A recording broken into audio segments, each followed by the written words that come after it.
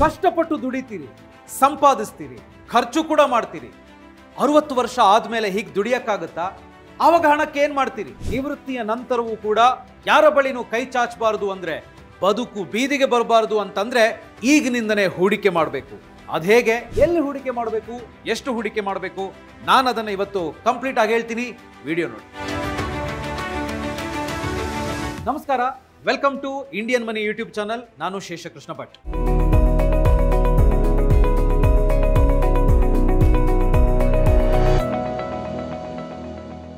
ಕಷ್ಟಪಟ್ಟು ದುಡಿತೀವಿ, ಸಂಪಾದನೆ ಮಾಡ್ತೀವಿ, ಖರ್ಚು ಕೂಡ ಮಾಡ್ತೀವಿ. ಆದರೆ ನಿವೃತ್ತಿಯ ನಂತರ ಏನು ಅಂತ ಕೇಳಿದ್ರೆ ಬಹಳಷ್ಟು ಜನರ ಬಳಿ ಉತ್ತರನೇ ಇರೋದಿಲ್ಲ. ಆದರೆ ನಿವೃತ್ತಿಯ ನಂತರ ಕೈಯಲ್ಲಿ ದುಡ್ಡಿಲ್ಲ ಅಂತ ಹೇಳಿದ್ರೆ ಜೀವನ ಹೇಗಿರ್ಬೋದು ಅಂತ ಹೇಳುವಂಥದ್ದನ್ನು ಯಾರು ಬೇಕಾದರೂ ಊಹಿಸೋದಕ್ಕೆ ಸಾಧ್ಯ. ಬಹಳಷ್ಟು ಜನ ತಮ್ಮ ಮಕ್ಕಳನ್ನು ನೆಚ್ಕೊಂಡಿರ್ತಾರೆ. ಆ ಮಕ್ಕಳು ತಂದೆ ತಾಯಿಯನ್ನು ನೋಡದೆ ಮನೆಯಿಂದ ಹೊರಗಡೆ ಹಾಕುವಂಥ ಕೆಲಸ ಮಾಡ್ತಾರೆ. ಫೈನಲಿ ಯಾರ್ಯಾರ ಹತ್ರನೋ ಕೈ ಚಾಚಿ ಭಿಕ್ಷೆ ಬೇಡೋ ಪರಿಸ್ಥಿತಿ ಬಂದ್ಬಿಡುತ್ತೆ. ಹಾಗಾಗಬಾರ್ದು ಅಂತ ಹೇಳಿದ್ರೆ ನಿಮ್ಮ ನಿವೃತ್ತಿಗೆ ನೀವೇ ಪ್ಲಾನ್ ಮಾಡ್ಕೊಳ್ಬೇಕು. ಅಂದರೆ ಈಗಿನಿಂದಲೇ ದುಡಿಯೋ ಟೈಮಲ್ಲೇ ಒಂದು ಸ್ವಲ್ಪ ಹಣವನ್ನು ನೀವು ಕರೆಕ್ಟಾದ ರೀತಿಯಲ್ಲಿ ಇನ್ವೆಸ್ಟ್ ಮಾಡ್ತಾ ಹೋದರೆ ಖಂಡಿತವಾಗ್ಲೂ ನಿಮ್ಮ ಭವಿಷ್ಯ ಭದ್ರವಾಗಿರೋದಕ್ಕೆ ಸಾಧ್ಯ ಇದೆ. ಹಾಗಿದ್ರೆ ಸರಿಯಾದ ರೀತಿಯಲ್ಲಿ ನಿವೃತ್ತಿಗೆ ಪ್ಲಾನ್ ಮಾಡಿಕೊಂಡು ಹೂಡಿಕೆ ಮಾಡೋದು ಅಂತ ಹೇಳಿದ್ರೆ ಹೇಗೆ ಮಾಡ್ಬೋದು, ಎಲ್ಲಿ ಹೂಡಿಕೆ ಮಾಡಬೇಕು, ಎಷ್ಟು ಹೂಡಿಕೆ ಮಾಡಬೇಕು ಅಂತ ಹೇಳುವಂತ ಪ್ರಶ್ನೆ ನಿಮ್ಮದಾಗಿರ್ಬೋದು. ಅಫ್ಕೋರ್ಸ್ ಖಂಡಿತವಾಗ್ಲೂ ಸರ್ಕಾರ ಅದಕ್ಕೊಂದು ಅದ್ಭುತವಾದಂಥ ಯೋಜನೆಯನ್ನು ತಂದಿದೆ. ಅದರ ಹೆಸರೇ NPS, national pension scheme. NPS ಅಲ್ಲಿ ರೆಗ್ಯುಲರ್ ಆಗಿ ಸಣ್ಣ ಮೊತ್ತದ ಹಣವನ್ನು ನೀವು ಇವತ್ತಿನಿಂದ ಇನ್ವೆಸ್ಟ್ ಮಾಡ್ತಾ ಹೋದ್ರೆ ನಿವೃತ್ತಿಯ ನಂತರ ನೀವು ಯಾರ ಬಳಿನೂ ಕೈ ಚಾಚಬೇಕಾಗಿದ್ದಿಲ್ಲ. ಸ್ವಂತ ಮಕ್ಕಳ ಬಳಿನೂ ಕೂಡ ಖರ್ಚು ವೆಚ್ಚಗಳಿಗೆ ನೀವು ಹಣ ಕೇಳಬೇಕಾಗಿದ್ದಿಲ್ಲ. ಹನಿಗೂಡಿ ಹಳ್ಳ ಅಂತ ಹೇಳ್ತೀವಲ್ಲ, ಅದೇ ತರ ಇವತ್ತು ನೀವು ಹಾಕುವಂತ ಒಂದು ಸ್ಮಾಲ್ ಅಮೌಂಟು ನಿವೃತ್ತಿಯ ನಂತರ ದೊಡ್ಡ ಅಮೌಂಟ್ ಆಗಿ ನಿಮಗೆ ಸಿಗುತ್ತೆ. ಆಮೇಲೆ NPS ಅಲ್ಲಿ ಬಹಳಷ್ಟು ಬೆನಿಫಿಟ್ಗಳಿದ್ದಾವೆ. ಹೈಯೆಸ್ಟ್ ರಿಟರ್ನ್ ಸಿಗುತ್ತೆ, ಟ್ಯಾಕ್ಸ್ ಬೆನಿಫಿಟ್ ಸಿಗುತ್ತೆ. ಅದನ್ನು ಮುಂದಿನ ಹಂತದಲ್ಲಿ ನಾನು ಹೇಳ್ತಾ ಹೋಗ್ತೀನಿ. ಅಷ್ಟೇ ಅಲ್ಲ, ಇನ್ನು ಈ ವಿಡಿಯೋದ ಕೊನೆಯಲ್ಲಿ NPS ಅಲ್ಲಿ ನೀವು ಈಗಿನಿಂದ ಹಣವನ್ನು ಹೂಡಿಕೆ ಮಾಡ್ತಾ ಹೋದ್ರೆ 60 ವರ್ಷದ ನಂತರ ಎಷ್ಟು ದೊಡ್ಡ ಅಮೌಂಟ್ ನಿಮ್ಮ ಕೈ ಸೇರುತ್ತೆ ಅಂತ ಹೇಳುವಂಥದ್ದನ್ನ ನಾನು ಲೆಕ್ಕಾಚಾರದ ಮೂಲಕ ನಿಮಗೆ ತಿಳಿಸ್ಕೊಡ್ತೀನಿ. ಎಸ್, NPS ಗೆ ಸಂಬಂಧಪಟ್ಟಂತೆ ಒಂದಷ್ಟು ಮಾಹಿತಿಯನ್ನು ನಾನು ಕೊಡ್ತೀನಿ. ಅದಕ್ಕಿಂತ ಮುಂಚೆ NPS ಅಂದ್ರೆ ಏನು ಅನ್ನೋದನ್ನು ನಾವು ತಿಳ್ಕೊಳ್ಬೇಕು. NPS, ನ್ಯಾಷನಲ್ ಪೆನ್ಷನ್ ಸ್ಕೀಮ್, ನೋಡಿ ಹೆಸರಿನಲ್ಲೇ ಇದೆ, ನಿವೃತ್ತಿಯ ನಂತರಕ್ಕೋಸ್ಕರ ಮಾಡುವಂತ ಹಣಕಾಸಿನ ಪ್ಲಾನ್ ಅಂತ. ಅಂದ್ರೆ ಇದು ಪಕ್ಕಾ ರಿಟೈರ್ಮೆಂಟ್ ಪ್ಲಾನಿಂಗ್ ಪ್ರಾಡಕ್ಟ್ ಅಂತ ಖಂಡಿತವಾಗ್ಲೂ ಹೇಳ್ಬೋದು. ಅಷ್ಟೇ ಅಲ್ಲ, ಸೆಂಟ್ರಲ್ ಗವರ್ಮೆಂಟ್ನ ಸೋಷಿಯಲ್ ಸೆಕ್ಯೂರಿಟಿ ಸ್ಕೀಮ್ ಕೂಡ ಇದು ಹೌದು. ಯಾಕೆ ಅಂತ ಹೇಳಿದ್ರೆ ಇವತ್ತು ಬಹಳಷ್ಟು ಜನ ಕೆಲಸ ಮಾಡ್ತಾರೆ, ಪ್ರೈವೇಟ್ ಸೆಕ್ಟರ್ಗಳಿರ್ಬೋದು, ಅನ್ಆರ್ಗನೈಸ್ಡ್ ಸೆಕ್ಟರ್ಗಳಿರ್ಬೋದು. ಬಹುತೇಕರಿಗೆ ಪೆನ್ಷನ್ ಕೂಡ ಇರೋದಿಲ್ಲ. ಬಟ್ ಅವರು ಕಷ್ಟಪಟ್ಟು ದುಡಿತಾರೆ ನಿಜ. 60 ವರ್ಷ ಆದ ನಂತರ ಅವರು ಕಷ್ಟಪಟ್ಟು ದುಡಿಯಕ್ಕಾಗತ್ತಾ? ಹಾಗಲ್ಲ, ಎಲ್ಲೆಲ್ಲೋ ಕೆಲಸ ಹುಡುಕ್ಬೇಕಾದಂಥ ಪರಿಸ್ಥಿತಿ ಬಂದ್ಬಿಡುತ್ತೆ, ಅಥವಾ ಯಾರ ಹತ್ರನೋ ಹಣ ಕೇಳಬೇಕಾದಂಥ ಪರಿಸ್ಥಿತಿ ಬಂದ್ಬಿಡುತ್ತೆ. ಹಾಗಾಗಬಾರ್ದು ಅಂತ ಹೇಳೋ ಕಾರಣಕ್ಕೇನೆ ಈ ಅದ್ಭುತ ಪ್ರಾಡಕ್ಟ್ ಅನ್ನ, ಸ್ಕೀಮನ್ನು ಸರ್ಕಾರ ಜಾರಿಗೆ ತಂದಿರೋದು. ಹಾಗಾಗಿ ನೀವು ಈಗ ದುಡಿತಾ ಇರುವಾಗಲೇ ನೀವು ಗಳಿಸುವಂತ ಹಣದಲ್ಲಿ, ಆದಾಯದಲ್ಲಿ ಒಂದು ಸ್ಮಾಲ್ ಅಮೌಂಟ್ ಅನ್ನ ಈ ಸ್ಕೀಮ್ನಲ್ಲಿ ನೀವು ಇನ್ವೆಸ್ಟ್ ಮಾಡ್ತಾ ಹೋದ್ರೆ ಅದು ಖಂಡಿತವಾಗ್ಲೂ ನಿಮಗೆ ನಿರಾಶೆ ಮಾಡೋದಿಲ್ಲ. ನಿವೃತ್ತಿಯ ನಂತರ ನೀವು ಯಾರ ಬಳಿನೂ ಕೈ ಚಾಚಬೇಕಾಗಿದ್ದಿಲ್ಲ. ನೀವು ಹೂಡಿಕೆ ಮಾಡಿದಂತ ಹಣನೇ ನಿಮ್ಮನ್ನ ರಕ್ಷಿಸುತ್ತೆ. ಅದಕ್ಕೋಸ್ಕರನೇ ಸರ್ಕಾರ NPS ಅನ್ನ ಜಾರಿಗೆ ತಂದಿರೋದು, ಅಥವಾ ಈ ಸ್ಕೀಮ್ ಅನ್ನ ತಂದಿರೋದು. ಅದರ ಸದುಪಯೋಗವನ್ನ ನೀವು ಇಲ್ಲಿ ಪಡ್ಕೊಳ್ಬಹುದು. ಆದ್ರೆ ನೆನಪಿಟ್ಕೊಳ್ಳಿ, ಇಲ್ಲಿ ಸರ್ಕಾರ ಈ ಸ್ಕೀಮ್ ಅನ್ನ ಮ್ಯಾನೇಜ್ ಮಾಡುತ್ತೆ, ಆದ್ರೆ ಇನ್ವೆಸ್ಟ್ಮೆಂಟ್ ಅನ್ನ ಸರ್ಕಾರ ಮ್ಯಾನೇಜ್ ಮಾಡೋದಕ್ಕೆ ಹೋಗಲ್ಲ. ಇನ್ನು NPS ನಲ್ಲಿ ಪ್ರಮುಖವಾಗಿ 2 ವಿಧಗಳಿದಾವೆ. ಒಂದು ಟಿಯರ್ 1, ಎರಡನೇದು ಟಿಯರ್ 2 ಅಂತ. ಟಿಯರ್ 1 ಅಂತ ಹೇಳಿದ್ರೆ ಅದು ಪಕ್ಕಾ ಪೆನ್ಷನ್ ಪ್ಲಾನು. ಟಿಯರ್ 2 ಅಂತ ಹೇಳಿದ್ರೆ ಇನ್ವೆಸ್ಟ್ಮೆಂಟ್ ಪ್ಲಾನ್. ಸೊ ಅದ್ರ ಬಗ್ಗೆ ನಾನು ಮಾತಾಡೋದಕ್ಕಿಂತ ಮುಂಚೆ ಇದನ್ನು ಯಾರು ರೆಗ್ಯುಲೇಟ್ ಮಾಡ್ತಾರೆ ಅಂತ ಹೇಳುವಂಥದ್ದು ತುಂಬಾನೇ ಇಂಪಾರ್ಟೆಂಟ್. ನೋಡಿ, NPS ಅನ್ನ ರೆಗ್ಯುಲೇಟ್ ಮಾಡೋದಕ್ಕೆ PFRDA ಅಂತ ಇದೆ, pension fund regulatory and development authority ಅಂತ. ನಿಮಗೆ ಈಸಿಯಾಗಿ ಅರ್ಥ ಆಗೋ ರೀತಿಯಲ್ಲಿ ಹೇಳಬೇಕು ಅಂತ ಹೇಳಿದ್ರೆ, ನೋಡಿ, ಬ್ಯಾಂಕ್ಗಳನ್ನು ರೆಗ್ಯುಲೇಟ್ ಮಾಡೋದಕ್ಕೆ RBI ಇದೆ, ಸ್ಟಾಕ್ ಮಾರ್ಕೆಟ್ ಅನ್ನು ರೆಗ್ಯುಲೇಟ್ ಮಾಡೋದಕ್ಕೆ SEBI ಇದೆ. ಅದೇ ತರ NPS ಅನ್ನ ರೆಗ್ಯುಲೇಟ್ ಮಾಡೋದಕ್ಕೆ PFRDA ಇರುತ್ತೆ. ಅಲ್ಲಿನ ಆಗು ಹೋಗುಗಳ ಬಗ್ಗೆ ಕಂಪ್ಲೀಟ್ ಆಗಿ ಅವರು ಮಾನಿಟರ್ ಮಾಡ್ತಾ ಇರ್ತಾರೆ. ಹಾಗಾಗಿ ಯಾವ ಕಾರಣಕ್ಕೂ ಕೂಡ ನಿಮಗೆ NPS ಅಲ್ಲಿ ಹೂಡಿಕೆ ಮಾಡೋದಕ್ಕೆ ಭಯ ಬೇಡ. ಅಲ್ಲಿ ಏನೇ ಇದ್ರೂ ಕೂಡ ಅದನ್ನ PFRDA ನೋಡ್ಕೊಳ್ಳುತ್ತೆ. ಸೊ ಇಷ್ಟೆಲ್ಲ ನೋಡಿದ ಮೇಲೆ ನೀವು ಕೇಳ್ಬೋದು, NPS ಅಲ್ಲಿ ಹಾಗಿದ್ರೆ ಯಾರು ಬೇಕಾದ್ರೂ ಇನ್ವೆಸ್ಟ್ ಮಾಡ್ಬೋದಾ ಅಂತ. ಅಫ್ಕೋರ್ಸ್ ಯಾರು ಬೇಕಾದ್ರೂ ಮಾಡ್ಬೋದು, ಆದ್ರೆ 18 ವರ್ಷ ದಾಟಿರಬೇಕು, ಹಾಗೆಯೇ 70 ವರ್ಷದ ಒಳಗಿರಬೇಕು. ಸೊ 18 ವರ್ಷದಿಂದ 70 ಒಳಗಿನ ಭಾರತೀಯ ನಾಗರಿಕರು ಯಾರು ಬೇಕಾದರೂ NPS ನಲ್ಲಿ ಇನ್ವೆಸ್ಟ್ ಮಾಡೋದಕ್ಕೆ ಸಾಧ್ಯ ಇದೆ. ನೀವು ಮಾಡಿಲ್ಲ ಅಂದ್ರೆ ಇವತ್ತಿನಿಂದನೇ NPS ಅಲ್ಲಿ ಹೂಡಿಕೆ ಮಾಡೋದಕ್ಕೆ ಪ್ರಾರಂಭ ಮಾಡಬಹುದು. ಎಸ್, ಇಷ್ಟು ಗೊತ್ತಾದ ಮೇಲೆ NPS ಅಲ್ಲಿ ನಾನು ಹೂಡಿಕೆ ಮಾಡಬೇಕು, ಹೇಗೆ ಹೂಡಿಕೆ ಮಾಡೋದು ಅಂತ ಹೇಳುವಂತ ಪ್ರಶ್ನೆ ನಿಮ್ಮದಾಗಿರ್ಬೋದು. 18 ವರ್ಷ ದಾಟಿದೆ, 70 ವರ್ಷದ ಒಳಗಿದ್ದೀವಿ, ನಿವೃತ್ತಿಗೋಸ್ಕರ ನಾನೊಂದು ಒಳ್ಳೆ ಪ್ಲಾನ್ ಮಾಡಬೇಕು ಅಂತ ಇದ್ದೀನಿ ಅಂತ ಅನ್ಕೊಂಡ್ರೆ ನೀವು NPS ಅಕೌಂಟನ್ನು ಓಪನ್ ಮಾಡಬೇಕು. NPS ಅಕೌಂಟನ್ನು ನೀವು ಎರಡು ರೀತಿ ಮಾಡೋದಕ್ಕೆ ಆಗುತ್ತೆ ಅಕೌಂಟ್ ಓಪನ್ ಮಾಡೋದು. ಹೇಗೆ ಅಂತ ಹೇಳಿದ್ರೆ, ಒಂದು ಆಫ್ಲೈನ್ ಮುಖಾಂತರ, ಎರಡನೇದಾಗಿ ಆನ್ಲೈನ್ ಮುಖಾಂತರ. ಆಫ್ಲೈನ್ ಅಂತ ಹೇಳಿ ನೀವು ಡೈರೆಕ್ಟ್ ಆಗಿ ಹೋಗಿ ಅಕೌಂಟನ್ನು ಓಪನ್ ಮಾಡಬೇಕು. ಆನ್ಲೈನ್ ಅಂತ ಹೇಳಿ ನೀವು ಕೂತ್ಕೊಂಡಲ್ಲೇ ಮಾಡೋದಕ್ಕೆ ಅವಕಾಶ ಇದೆ. ಸೊ ಇಲ್ಲಿ ಮೊದಲನೇದಾಗಿ ನಾನು ಆಫ್ಲೈನ್ ಬಗ್ಗೆ ಮಾತಾಡ್ತೀನಿ. ಇಲ್ಲಿ NPSಗೆ ಸಂಬಂಧಪಟ್ಟಂತೆ ಅಕೌಂಟ್ ಓಪನ್ ಮಾಡೋದಕ್ಕೆ ಇರೋದಕ್ಕೆ POPಗಳು ಅಂತ ಇರ್ತವೆ. POP ಅಂತ ಹೇಳಿದ್ರೆ ಪಾಯಿಂಟ್ ಆಫ್ ಪ್ರೆಸೆನ್ಸ್. ನಿಮಗೆ ಅರ್ಥ ಆಗೋ ರೀತಿಯಲ್ಲಿ ಹೇಳಬೇಕು ಅಂತ ಹೇಳಿದ್ರೆ, NPSಗೆ ಸಂಬಂಧಿಸಿದಂತೆ ಕಮ್ಯುನಿಕೇಟ್ ಮಾಡೋದಕ್ಕಿರುವಂಥ ಸಿಸ್ಟಮ್. ಸೊ ಅವನ್ನ POPಗಳು ಅಂತ ಹೇಳ್ತೇವೆ. ಸೊ ಯಾರು POPಗಳು ಅಂತ ಹೇಳಿದ್ರೆ, ನ್ಯಾಷನಲೈಸ್ಡ್ ಬ್ಯಾಂಕ್ಗಳು, ಪ್ರೈವೇಟ್ ಸೆಕ್ಟರ್ ಬ್ಯಾಂಕ್ಗಳು, ಪೋಸ್ಟ್ ಆಫೀಸು, ಹಣಕಾಸು ಸಂಸ್ಥೆಗಳು, ಇವರೆಲ್ಲರೂ ಕೂಡ ಈ POPಗಳಾಗಿ ದಾಖಲಾಗಿದ್ದಾವೆ ಅಥವಾ ರಿಜಿಸ್ಟರ್ ಆಗಿದ್ದಾರೆ. ನೀವು ಯಾವುದೇ ಬ್ಯಾಂಕ್ಗಳಿಗೆ ಹೋಗಿ NPS ಅಕೌಂಟ್ ಅನ್ನು ಓಪನ್ ಮಾಡಬೇಕು ಅಂತ ಹೇಳಿದಾಗ ಅವ್ರು ಹೇಳ್ತಾರೆ ಅವಕಾಶ ಇದೆಯೋ ಇಲ್ವೋ ಅಂತ. ಸೊ ಒಂದು ಬ್ಯಾಂಕ್ಗೆ ಹೋಗಿ ಅಥವಾ ಪೋಸ್ಟ್ ಆಫೀಸ್ಗೆ ಹೋಗಿ ಡೈರೆಕ್ಟ್ ಆಗಿ ಅಂದ್ರೆ ಆಫ್ಲೈನ್ ಅಲ್ಲಿ ನೀವು NPS ಅಕೌಂಟ್ ಅನ್ನು ಓಪನ್ ಮಾಡಬಹುದು ಅಂತ ಹೇಳಿದೆ. ಬಟ್ ಸೂಕ್ತವಾದಂಥ ದಾಖಲೆಗಳನ್ನೆಲ್ಲ ನೀವು ಅಲ್ಲಿ ಸಬ್ಮಿಟ್ ಮಾಡಬೇಕಾಗುತ್ತೆ. ಎರಡನೇ ಆಪ್ಷನ್ ನಾನು ಹೇಳ್ತಾ ಇರೋದು ಆನ್ಲೈನ್ ಮುಖಾಂತರ. ಆನ್ಲೈನ್ ಮುಖಾಂತರ ಆದ್ರೆ ಹೇಗೆ ನೋಡಿ, ಮೊದಲನೇದಾಗಿ ನೀವು www.enps.nsdl.com ವೆಬ್ಸೈಟ್ಗೆ ಹೋಗಬೇಕು. ಆ ವೆಬ್ಸೈಟ್ ಅನ್ನು ಓಪನ್ ಮಾಡಿದ ನಂತರದಲ್ಲಿ ಅಲ್ಲಿ ಏನೇನು ಡೀಟೇಲ್ಸ್ ಅನ್ನು ಅವ್ರು ಕೇಳ್ತಾರೋ ಅದೆಲ್ಲವನ್ನ ಕೂಡ ನೀವು ಫಿಲ್ ಮಾಡಬೇಕಾಗುತ್ತೆ. ಅದರಲ್ಲಿ 3 ವಿಚಾರಗಳು ಗಮನಿಸಿಟ್ಕೊಳ್ಳಿ. ಒಂದು, ನಿಮ್ಮ ಆಧಾರ್ ಕಾರ್ಡ್ ಮೊಬೈಲ್ ನಂಬರ್ ಜೊತೆಗೆ ಲಿಂಕ್ ಆಗಿರಬೇಕು. ಎರಡನೇದಾಗಿ ಸ್ಕ್ಯಾನ್ ಮಾಡಿರುವಂತಹ ಸೈನ್ನ ಫೋಟೋ ಇರಬೇಕು ನಿಮ್ಮದು. ಹಾಗೆಯೇ ಮೂರನೇದಾಗಿ ನೆಟ್ ಬ್ಯಾಂಕಿಂಗ್ ಫೆಸಿಲಿಟಿ ಕೂಡ ಇರಬೇಕು. ಸೊ ಇಷ್ಟೆಲ್ಲ ಇದೆ ಅಂತ ಹೇಳಿದ್ರೆ ನೀವು ಆನ್ಲೈನಲ್ಲೂ ಕೂಡ NPS ಅಕೌಂಟನ್ನು ಓಪನ್ ಮಾಡೋದಕ್ಕೆ ಸಾಧ್ಯ ಇದೆ. ಸೊ ಮೊದಲನೇದಾಗಿ ನೀವೇನು ಮಾಡಬೇಕು ಅಂತ ಹೇಳಿದ್ರೆ www.enps.nsdl.com ವೆಬ್ಸೈಟ್ ಅನ್ನು ಓಪನ್ ಮಾಡಿ. ಅದಾದ್ಮೇಲೆ ವೆಬ್ಸೈಟ್ಗೆ ಹೋಗ್ಬಿಟ್ಟು ಎಲ್ಲ ಡೀಟೇಲ್ ಅನ್ನು ನೀವು ಫಿಲ್ ಮಾಡಬೇಕು. ಆಗ ಆನ್ಲೈನಲ್ಲಿ ನಿಮಗೆ ಒಂದು OTP ಬರುತ್ತೆ. ಯಾಕಂದ್ರೆ ಆಧಾರ್ ನಂಬರ್ ನೀವು ಮೆನ್ಷನ್ ಮಾಡ್ತಾ ಇದ್ದಂಗೆ ಅದಕ್ಕೆ ಲಿಂಕ್ ಆಗಿರುವಂಥ ಮೊಬೈಲ್ ನಂಬರ್ಗೆ OTP ಬರುತ್ತೆ. ಆಮೇಲೆ ರಿಜಿಸ್ಟ್ರೇಷನ್ ಫಾರ್ಮ್ ಸಿಗುತ್ತೆ, ಅದನ್ನು ನೀವು ಫಿಲ್ ಮಾಡಬೇಕು. ಅದಾದ ನಂತರದಲ್ಲಿ ನಿಮ್ಮ ಸ್ಕ್ಯಾನ್ ಮಾಡಿರುವಂಥ ಸೈನ್ ಇದೆಯಲ್ಲ ಅದನ್ನು ಕೂಡ ಅಲ್ಲಿ ಅಟ್ಯಾಚ್ ಮಾಡಬೇಕಾಗತ್ತೆ. ಅಷ್ಟೊತ್ತಿಗೆ ಆಧಾರ್ ನಂಬರ್ ವೆರಿಫೈ ಆಗುತ್ತೆ.